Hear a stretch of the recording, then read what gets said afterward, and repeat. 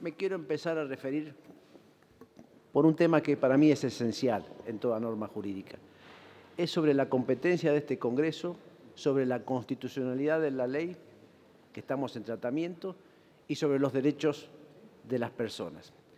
Mire, el Congreso tiene competencia para legislar en la materia y esta ley es perfectamente constitucional.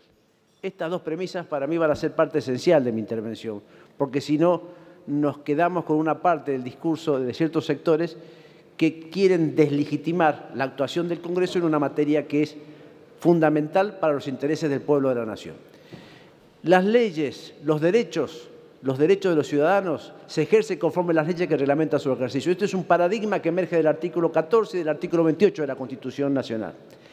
El artículo 42 del nuevo texto constitucional del 94 pone en cabeza de los usuarios el derecho de los usuarios de servicios públicos, el derecho a que se preserve la seguridad e intereses económicos, a condiciones de trato equitativo y digno, a la calidad y eficiencia de los servicios públicos.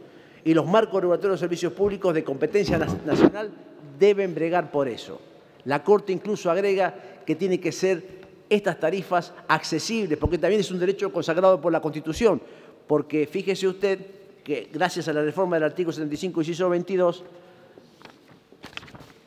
la Convención de los Derechos Humanos, la Convención Americana de Derechos Humanos establece en materia de servicios públicos, el artículo 11, que es un derecho de todas las personas el acceso en igualdad de condiciones económicas, sociales y culturales a los servicios públicos. Es un derecho de las personas sustancial, esencial, y le compete a este Congreso reglamentar estos parámetros, preservar los intereses económicos, intereses de seguridad de los usuarios, el trato digno, el trato equitativo y tarifas razonables y a precio justo.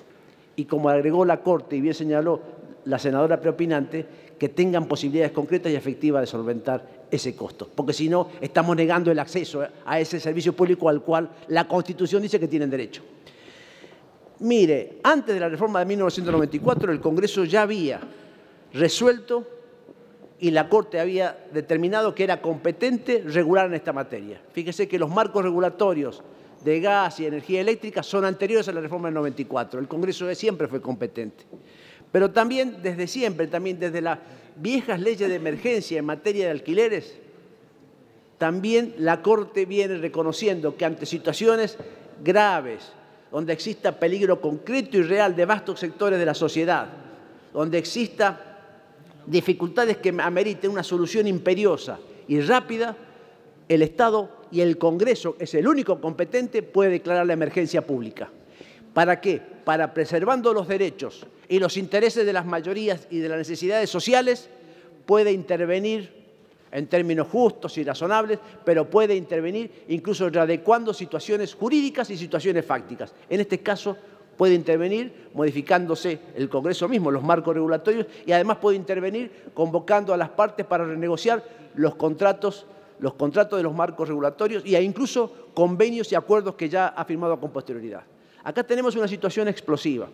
A lo largo y ancho del país, y también especialmente en el Gran Buenos Aires, existe una queja social de la imposibilidad de pago de las tarifas de los servicios públicos de luz, gas y agua, fundamentalmente porque en promedio han subido más del 1.300% en lo que va de 2 años y medio.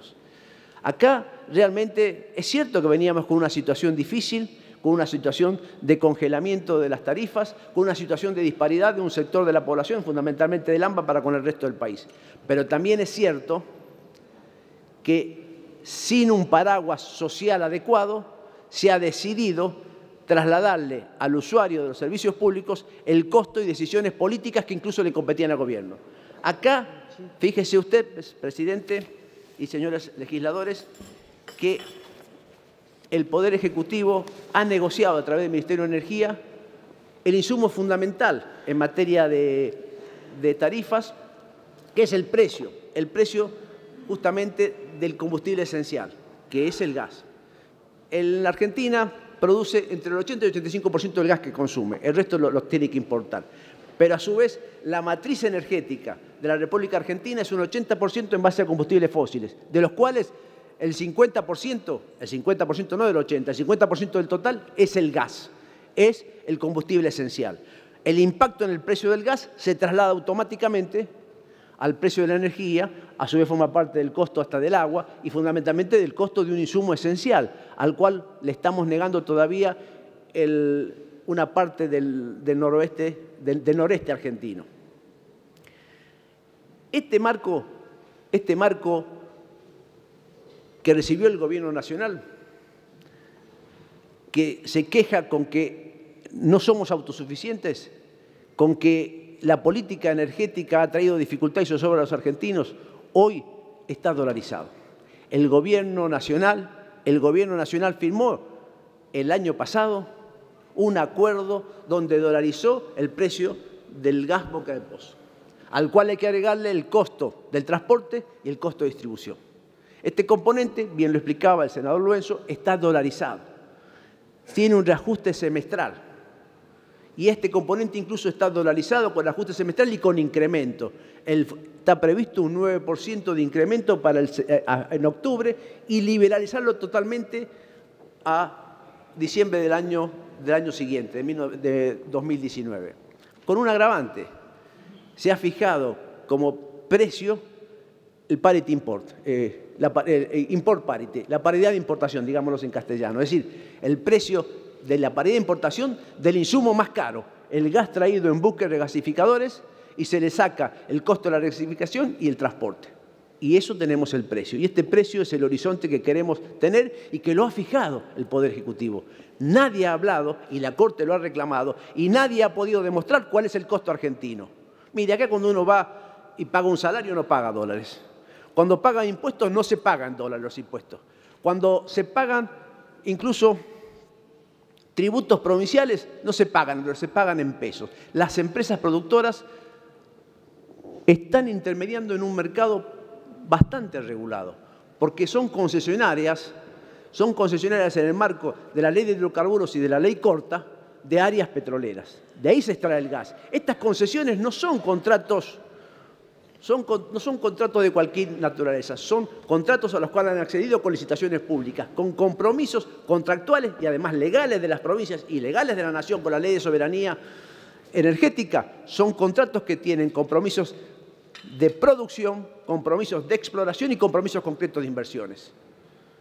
No es una cuestión estrictamente manejada por el mercado, es una cuestión manejada por el derecho público, por las relaciones privadas y también por el mercado. Y en este marco, el Gobierno decidió reconocer y fijar un precio, fijándolo a través de la paridad de importación y desatendiendo el costo nacional.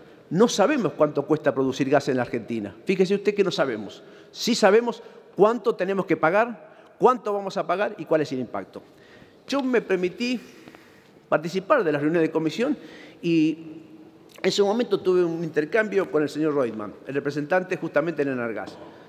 Y él tuvo que reconocer, si bien no me reconoció que en octubre va a seguir el aumento y que va a ser exponencial, si ya subió el 1.300%, imagínense el 40% del 1.300, podemos llegar al 2.000%. Decía el señor Reutemann, cuando uno, y lo voy a leer textual, cuando uno va a lo que es la producción local de gas, tenemos un dilema. Esto decía el titular de Enargas. Lo que vamos a pagar de gas localmente no es en función de los costos. No pagamos el gas en función de los costos, sino en función del costo de oportunidad. ¿Por qué? Porque si nosotros no remuneramos a quien invierte en la producción del gas localmente, esos inversores que arriesgan su capital en eso, como YPF, empresas con participación del Estado o empresas privadas, ¿qué van a hacer? Van a ver más apetecible invertir en otros lugares donde el gas sí se remunera en función de esos precios de referencia internacionales. Esta es la respuesta. Pero no están vinculados en una cuestión de libre mercado. Es un mercado con concesiones petroleras. Sigue agregando y diciendo Reutemann en una parte también de su intervención. ¿Qué tomamos nosotros para trasladar a tarifas? El precio de los contratos entre las distribuidoras y los productores y el IPIM, índice de precios internos mayoristas, que además estos precios están dolarizados, con lo cual indexamos la tarifa con ese índice. Fíjese lo que estamos sufriendo hoy con la inflación proyectada para el corriente año, que no va a ser del 15%. Y después, lo que tenemos son diferencias de cambio, es de tipo de cambio, por la cotización en dólares, que van quedando acumuladas entre el momento que se fijan los contratos y se pagan. ¿De cambio? Le pregunta la senadora Fernández Sagasti. De tasa de cambio, del tipo de cambio del valor de la moneda extranjera. Mire, presidente, para ir terminando, me quiero referir a un temita más y le voy a pedir una mínima indulgencia. La Corte, y esta norma es importante, seguramente es perfectible, pero para mí, y lo he dicho a mis pares, y lo he dicho en el trabajo en comisión, lo esencial radica en que el Congreso tiene la voluntad política y debe hacerlo, declarar la emergencia pública en los servicios públicos, para que al menos el Poder Ejecutivo pueda reformular lo que viene haciendo mal, la dolarización de precios que después impacta en las tarifas sin analizar el costo que ha sido expresamente reconocido por las autoridades en la materia. Mire, que diga el presidente del Enargas que no le interesa y no se analizó el costo de producción y sí el costo de oportunidad, es un insulto y una afrenta a quienes no pueden pagar estos insumos.